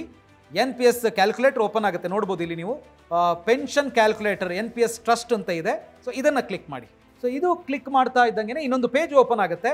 ಇದು NPS pension calculator, NPS trust ಇದೆ, ಇದು ನ್ಯಾಷನಲ್ ಪೆನ್ಷನ್ ಸಿಸ್ಟಮ್ ಟ್ರಸ್ಟ್ ಅಂತಲೇ ಇದನ್ನು ಕರೀತಾರೆ. ಇಲ್ಲಿ ನೀವು ತಿಂಗಳು ಎಷ್ಟು ಹಣವನ್ನು NPS ಅಲ್ಲಿ ಹಾಕಿದರೆ 60 ವರ್ಷದ ನಂತರ ನಿಮಗೆ ಎಷ್ಟು ಹಣ ಸಿಗುತ್ತೆ ಅಂತ ಹೇಳುವಂಥದ್ದನ್ನು ಕ್ಯಾಲ್ಕುಲೇಟ್ ಮಾಡ್ಬೋದು. ಸೊ ಫಾರ್ ಎಕ್ಸಾಂಪಲ್ ನಾನಿವಾಗ 25 ವರ್ಷದವರ ಡೀಟೇಲನ್ನು ತಗೊಳ್ತೀನಿ. 25 ವರ್ಷದಿಂದ ನೀವು NPS ಅಲ್ಲಿ ಇನ್ವೆಸ್ಟ್ ಮಾಡ್ತಾ ಹೋದರೆ 60 ವರ್ಷ ಆದಮೇಲೆ ಎಷ್ಟು ಸಿಗುತ್ತೆ ಅಂತ. ಫಾರ್ ಎಕ್ಸಾಂಪಲ್ ಈಗ 25 ವರ್ಷ ಅಂತ ಹೇಳಿದ್ರೆ ಈಗ 97 ಬಾರ್ನ್ ಅಂತೇಳಿ ತಗೊಳ್ಳೋಣ. 97 ಬಾರ್ನ್, ನಾನು ಎಕ್ಸಾಂಪಲ್ಗೆ ಜನವರಿ ಅಂತೇಳಿ ತಗೊಳ್ತೀನಿ. ಸೊ ಜನವರಿ ಅಂತೇಳಿ ತಗೊಂಡ್ರೆ ಜನವರಿ 1 ಅಂತ ತಗೊಳ್ತೀನಿ. ಸೊ ಇಲ್ಲಿ ಗಮನಿಸ್ಬೋದು ನೀವು 25 ವರ್ಷ ಎಷ್ಟು ನೀವು ಕಾಂಟ್ರಿಬ್ಯೂಟ್ ಮಾಡ್ತೀರಿ ತಿಂಗಳು. ಈಗ 25 ವರ್ಷ ಆದರೆ ಮ್ಯಾಕ್ಸಿಮಮ್ ಒಂದು 25,000ನೋ 30,000ನೋ ಸಂಬಳ ಇರುತ್ತೆ. 5,000 ರೂಪಾಯಿ ಪ್ರತಿ ತಿಂಗಳು ಹಾಕ್ತಾ ಹೋಗ್ಬೋದು. ಎಷ್ಟು ವರ್ಷ ನೀವು ಕಟ್ತೀರಿ? 60 ವರ್ಷ ನೀವು ಕಟ್ಟೋದಕ್ಕೆ ಸಾಧ್ಯ. ನೋಡಿ, ಇದನ್ನು ನಾನು 60 ಮಾಡ್ತೀನಿ ಇವಾಗ. 60 ವರ್ಷ. ಸೊ ನೀವು ಟೋಟಲ್ ಆಗಿ ಕಟ್ಟುವಂಥ ವರ್ಷಗಳೆಷ್ಟು ಗೊತ್ತಾ? ಅಂದರೆ 60 ವರ್ಷದವರೆಗೆ 25ರಿಂದ 60 ವರ್ಷ ಅಂತೇಳಿ 35 ವರ್ಷ ನೀವು ತಿಂಗಳು 5,000 ರೂಪಾಯಿ ಕಟ್ತಾ ಹೋಗ್ತೀರಿ. ಸೊ ಇಲ್ಲಿ expectations return on investment is 10% ಅಂತ ಇದೆ. ಅಂದರೆ ಬಡ್ಡಿ ನೀವು ಕಟ್ಟಿದಂಥ ಹಣಕ್ಕೆ ಎಷ್ಟು ಬೀಳುತ್ತೆ? 10%. ಈಗ ನಾವು ರಫ್ಲಿ ನೋಡೋದಿದ್ರೆ ಒಂದು ಸ್ವಲ್ಪ ಡೀಟೇಲನ್ನು ಸ್ಟಡಿ ಮಾಡಿದಾಗ 11%, 12% ಈಕ್ವಿಟೀಸಲ್ಲಿ ಹಾಕಿದ್ರೆ ಇನ್ನೂ ಜಾಸ್ತಿ ಬರುವಂಥ ಚಾನ್ಸಸ್ ಇದೆ. ನಾನೊಂದು 10% ಅಂತಲೇ ತಗೊಳ್ತೀನಿ ಇಲ್ಲಿ. ಅದಾದಮೇಲೆ ಇಲ್ಲಿ I would like to purchase annuity for, ಎಷ್ಟು ವರ್ಷಕ್ಕೆ ಆನ್ವಿಟಿ? ನಾನು ಹೇಳಿದೆ ಆಗಲೇ, ಇದು ತಿಂಗಳು ಎಷ್ಟು ಬರುತ್ತೆ ಅಂತ ಹೇಳಿ ಕ್ಯಾಲ್ಕುಲೇಟ್ ಮಾಡೋಣ ಅಂತ. ಹಾಗಾಗಿ ಇದನ್ನು ನಾನು 100% ಆನ್ವಿಟಿ ಅಂತ ಕೊಡ್ತೀನಿ. ಸೊ ನೀವು ಇನ್ವೆಸ್ಟ್ ಮಾಡಿದಂಥ ಹಣ ಪ್ರತಿ ತಿಂಗಳು ನಿಮಗೆ ಪೆನ್ಷನ್ ರೂಪದಲ್ಲೇ ಬರಬೇಕು ಅಂತ ಹೇಳೋ ಕಾರಣಕ್ಕೋಸ್ಕರ. ಸೊ ಆನ್ವಿಟಿ 100%. ಆಮೇಲೆ ಎಕ್ಸ್ಪೆಕ್ಟಿಂಗ್ ಆ್ಯನ್ ಆನ್ವಿಟಿ ರೇಟ್ ಆಫ್ ಎಷ್ಟಿರ್ಬೋದು? 6% ಅಂತಲೇ ಇರಲಿ. ಸೊ 6% ಅಂತೇಳಿ ಇದ್ದರೆ ನೀವಿಲ್ಲಿ ಗಮನಿಸ್ಬೋದು ಟೋಟಲ್ ಆಗಿ ಕಾರ್ಪಸ್ಸು ಎಷ್ಟು ಅಲ್ಲಿ ಇರುತ್ತೆ ಅಂತ ಹೇಳಿದ್ರೆ 1,91,41,41,384 ರೂಪಾಯಿ ನೀವು ಹೂಡಿಕೆ ಮಾಡಿದಂಥ ಹಣ ಜೊತೆಗೆ ಬಡ್ಡಿ ಸೇರಿ ಇಷ್ಟಾಗುತ್ತೆ. ಹಾಗಿದ್ರೆ ಪ್ರತಿ ತಿಂಗಳು ಎಷ್ಟು ಸಿಗುತ್ತೆ ನನಗೆ? ಎಸ್, ಅದನ್ನೇ ಇಲ್ಲಿ ನೀವು ಗಮನಿಸಬೇಕು ನೋಡಿ. ಸೊ ನೀವು 25 ವರ್ಷದವರಾಗಿದ್ದು ಪ್ರತಿ ತಿಂಗಳು 5,000 ರೂಪಾಯಿ NPS ನಲ್ಲಿ ಇನ್ವೆಸ್ಟ್ ಮಾಡ್ತಾ ಹೋದರೆ 60 ವರ್ಷದ ನಂತರ ನಿಮಗೆ ಪ್ರತಿ ತಿಂಗಳು ಪೆನ್ಷನ್ ರೂಪದಲ್ಲಿ 95,000 ರೂಪಾಯಿ ಬರ್ತಾ ಹೋಗುತ್ತೆ. ಸೊ ಇದನ್ನು ನೆನಪಿಟ್ಕೊಳ್ಳಿ. ಹಾಗೆಯೇ ಈಗ ಕೆಲವರಿಗಿರ್ಬೋದು ನಾನು 5,000 ಅಲ್ಲ 10,000 ಹಾಕೋದಿಕ್ಕೆ ಆಗುತ್ತೆ ಅಂತ. ನೋಡಿ 10,000 ಹಾಕಿದರೆ ಎಷ್ಟು ಬರುತ್ತೆ ಅಂತೇಳಿ ಈಗ ಕ್ಯಾಲ್ಕುಲೇಟ್ ಮಾಡೋಣ. ಒನ್ಸ್ ಅಗೇನ್ ಸೇಮ್ 25 ವರ್ಷ 10,000 ರೂಪಾಯಿ ಪ್ರತಿ ತಿಂಗಳು ಹಾಕೋದು. ಸೊ 60 ವರ್ಷದವರೆಗೆ ನೀವು ಹಣವನ್ನು ಹಾಕ್ತೀರಿ. ಅದಾದಮೇಲೆ ಪರ್ಸೆಂಟೇಜು ಸೇಮ್ ಇರುತ್ತೆ 10%. ಅಷ್ಟೇ ಅಲ್ಲದೆ ನೀವು ಇನ್ವೆಸ್ಟ್ ಮಾಡುವಂಥ ಟೈಮ್ ಏನಿದೆ ಅದು 35 ವರ್ಷ. ಸೊ ಟೋಟಲ್ ಕಾರ್ಪಸ್ ಎಷ್ಟು ಗೊತ್ತಾ? 3,82,82,768 ರೂಪಾಯಿ ಅಲ್ಲಿ ಆಗಿರುತ್ತೆ. ನಿಮಗೆ ಪ್ರತಿ ತಿಂಗಳು ಎಷ್ಟು ಸಿಗುತ್ತೆ ಗೊತ್ತಾ? 1,91,414 ರೂಪಾಯಿ ನಿಮಗೆ ಸಿಗ್ತಾ ಹೋಗುತ್ತೆ. ನೋಡಿ ಎಂಥ ಅದ್ಭುತವಾದಂಥ ಸ್ಕೀಮ್, ನೀವು ಇದರ ಉಪಯೋಗವನ್ನು ಪಡ್ಕೊಳ್ಬೋದು. ಸೊ ನೋಡಿದ್ರಲ್ಲ, ನಿಮಗೆ 25 ವರ್ಷ ಆಗಿದ್ದು ನೀವು ಇವತ್ತಿನಿಂದನೇ ಪ್ರತಿ ತಿಂಗಳು 5,000 ರೂಪಾಯಿ NPS ಅಲ್ಲಿ ಇನ್ವೆಸ್ಟ್ ಮಾಡ್ತಾ ಹೋದರೆ 60 ವರ್ಷದ ನಂತರ ಪ್ರತಿ ತಿಂಗಳು ನಿಮಗೆ 95,000 ರೂಪಾಯಿ ಖಂಡಿತವಾಗ್ಲೂ ಸಿಗುತ್ತೆ. ಹಾಗಾಗಿ ಯೋಚನೆ ಮಾಡಬೇಡಿ, ಆದಷ್ಟು ಈಗಿನಿಂದನೇ NPS ಅಲ್ಲಿ ಇನ್ವೆಸ್ಟ್ ಮಾಡೋದಕ್ಕೆ ಪ್ರಯತ್ನ ಪಡಿ. ಇನ್ನೊಂದು ವಿಷಯ, ನಾನು 5,000 ರೂಪಾಯಿ ಆಮೇಲೆ 25 ವರ್ಷ ಅಂತ ಹೇಳ್ಬಿಟ್ಟು ಎಕ್ಸಾಂಪಲ್ಗೆ ತಗೊಂಡಿರೋದು. ನೀವು ಈ ಪೆನ್ಷನ್ ಕ್ಯಾಲ್ಕುಲೇಟರ್ಗೆ ಹೋಗ್ಬಿಟ್ಟು ಎಷ್ಟು ಬೇಕಾದರೂ ಹಾಕಿ ನೀವು ವೆರಿಫೈ ಮಾಡ್ಬೋದು. ನಿಮ್ಮ ಏಜ್ ಎಷ್ಟಿದೆ ಅಂತೇಳಿ ನೋಡಿಕೊಂಡು ಇಲ್ಲಿ ಏಜನ್ನು ಹಾಕಿ ನೀವು ಎಷ್ಟು ಇನ್ವೆಸ್ಟ್ ಮಾಡೋದಕ್ಕೆ ನಿಮಗೆ ಕೆಪಾಸಿಟಿ ಇದೆ ಅಂತೇಳಿ ನೋಡಿದ್ರೆ ನಿಮಗೆ ಪ್ರತಿ ತಿಂಗಳು 60 ವರ್ಷ ಆದಮೇಲೆ ಎಷ್ಟು ಸಿಗುತ್ತೆ ಅಂತ ಹೇಳುವಂಥದ್ದನ್ನು ಈಸಿಯಾಗಿ ಇಲ್ಲಿ ಕ್ಯಾಲ್ಕುಲೇಟ್ ಮಾಡೋದಕ್ಕೆ ಸಾಧ್ಯ ಇದೆ. ಸೊ ನೋಡಿದ್ರಲ್ಲ, ಈ ಲೆಕ್ಕಾಚಾರ ನೋಡಿದಾಗ ಎಂಥವ್ರಿಗೂ ಅನ್ಸುತ್ತೆ, ಎಸ್, ನಿವೃತ್ತಿಯ ನಂತರ ನಾನು ಯಾರ ಹತ್ರನೂ ಕೂಡ ಹಣಕ್ಕೋಸ್ಕರ ಕೈ ಚಾಚಬಾರ್ದು, ನಾನು ಈಗ ದುಡಿಯುವಂಥ ಹಣ ಏನಿದೆ, ಗಳಿಸುವಂಥ ಹಣ ಏನಿದೆ, ಅದನ್ನೇ ನಾನು ಹೂಡಿಕೆ ಮಾಡ್ತೀನಿ. ನಿವೃತ್ತಿಯ ನಂತರ ನನಗೆ ನನ್ನದೇ ಹಣ ಬರ್ತಾ ಹೋಗುತ್ತೆ. ಒಂದೊಳ್ಳೆ ಅದ್ಭುತವಾದಂಥ ಸ್ಕೀಮ್ ಇದು ಅಂತೇಳಿ ನಿಮ್ಗೆ ಅರ್ಥ ಆಗಿರುತ್ತೆ. ಸೊ ನೀವು NPS ಅಲ್ಲಿ ಹಣವನ್ನು ಹೂಡಿಕೆ ಮಾಡಿಲ್ಲ ಅಂತಾದರೆ ಈಗಿನಿಂದನೇ ಸ್ಟಾರ್ಟ್ ಮಾಡಿ. ಖಂಡಿತವಾಗ್ಲೂ ನಿಮಗೆ ನಿವೃತ್ತಿಯ ಕಾಲದಲ್ಲಿ ಅದು ಸಹಾಯವಾಗುತ್ತೆ. NPSಗೆ ಸಂಬಂಧಪಟ್ಟಂತೆ ಮತ್ತಷ್ಟು ನೀವು ತಿಳ್ಕೊಳ್ಬೇಕು ಅಂತ ಹೇಳಿದರೆ ಫ್ರೀಡಮ್ ಆ್ಯಪನ್ನು ಡೌನ್ಲೋಡ್ ಮಾಡಿ. ಫ್ರೀಡಮ್ ಆ್ಯಪಲ್ಲಿ NPSಗೆ ಸಂಬಂಧಪಟ್ಟಂತೆ ಡೀಟೇಲ್ ಆಗಿರುವಂಥ ಕೋರ್ಸ್ ಇದೆ. ಅದರ ಆಳ ಅಗಲ ವಿಸ್ತಾರ ಕಂಪ್ಲೀಟ್ ಆಗಿ ನಿಮಗೆ ಗೊತ್ತಾಗುತ್ತೆ. ನೀವು ಅದರ ಬೆನಿಫಿಟನ್ನು ಖಂಡಿತವಾಗ್ಲೂ ಪಡ್ಕೊಳ್ಬೋದು. ಸೊ NPS ಮಾತ್ರ ಅಲ್ಲ, ವೈಯಕ್ತಿಕ ಹಣಕಾಸಿಗೆ ಸಂಬಂಧಪಟ್ಟಂಥ ಕೋರ್ಸ್ಗಳಿದ್ದಾವೆ. ನಿಮ್ಮ ಬದುಕನ್ನು ಅದು ಬದಲಾಯಿಸುತ್ತೆ, ಖಂಡಿತವಾಗ್ಲೂ ಹೌದು. ಹಾಗೆಯೇ ಇನ್ನು ನೀವು ಕೃಷಿ ಮಾಡ್ತೀರಿ ಅಂತ ಹೇಳಿದ್ರೆ ಕೃಷಿಗೆ ಸಂಬಂಧಪಟ್ಟಂಥ ಕೋರ್ಸ್ಗಳು, ಬಿಸ್ನೆಸ್ ಮಾಡ್ತೀರಿ ಅಂತ ಹೇಳಿದ್ರೆ ಬಿಸ್ನೆಸ್ ಮಾಡಿ ಗೆದ್ದಂಥ ಮಾರ್ಗದರ್ಶಕರೇ ನಿಮಗೆ ಅಲ್ಲಿ ಹೇಳ್ಕೊಡ್ತಾರೆ. ಟೋಟಲ್ ಆಗಿ 850ಕ್ಕೂ ಹೆಚ್ಚು ಕೋರ್ಸ್ಗಳು ಫ್ರೀಡಮ್ ಆ್ಯಪ್ನಲ್ಲಿದ್ದಾವೆ. ಅದರ ಸದುಪಯೋಗವನ್ನು ಪಡ್ಕೊಳ್ಬೇಕು ಅಂತ ಹೇಳಿದ್ರೆ ಫ್ರೀಡಮ್ ಆ್ಯಪನ್ನು ಡೌನ್ಲೋಡ್ ಮಾಡಿ. ಇನ್ನು ಈ ವಿಡಿಯೋನ ಈಗಾಗಲೇ ಲೈಕ್ ಮಾಡಿದ್ದೀರಾ, ಶೇರ್ ಮಾಡಿ. ಒಂದಷ್ಟು ಜನರಿಗೆ ಈ NPS ಬಗ್ಗೆ ಗೊತ್ತಾಗಲಿ, ಅವರು ಕೂಡ NPS ಅಲ್ಲಿ ಹಣವನ್ನು ಹೂಡಿಕೆ ಮಾಡೋದ್ರ ಮುಖಾಂತರ ನಿವೃತ್ತಿಯ ಜೀವನವನ್ನು ಒಳ್ಳೆ ರೀತಿಯಲ್ಲಿ ಕಳೀಲಿ ಅಂತ ಹೇಳುವಂಥದ್ದು ನಮ್ಮ ಉದ್ದೇಶ. All the best.